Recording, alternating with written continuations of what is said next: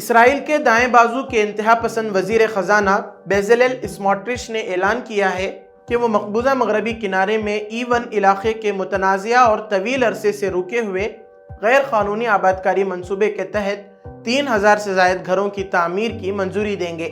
ان کا کہنا ہے کہ یہ منصوبہ فلسطینی ریاست کے خیال کو ہمیشہ کے لیے دفن کر دے گا۔ یہ منصوبہ یروشلم کو غیر قانونی اسرائیلی بستی معالِ ادومیم سے جوڑے گا، جس سے مغربی کنارے کو شمالی اور جنوبی حصوں میں تقسیم کر کے مستقبل میں ایک مسلسل فلسطینی ریاست کے قیام کو ناممکن بنایا جا سکتا ہے۔ فلسطینی وزارت خارجہ نے اس منصوبے کو نسل کشی، جبری بے دخلی اور زمین پر قبضے کا تسلسل قرار دیا اور کہا کہ یہ وزیر اعظم نتنیاہو کے گریٹر اسرائیل کے بیان کی عکاسی کرتا ہے۔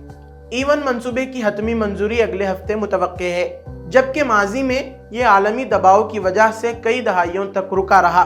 ماہرین کا کہنا ہے کہ یہ منصوبہ بین الاقوامی قانون کے تحت غیر قانونی ہے اور خطے میں کشیدگی کو مزید بڑھا سکتا ہے۔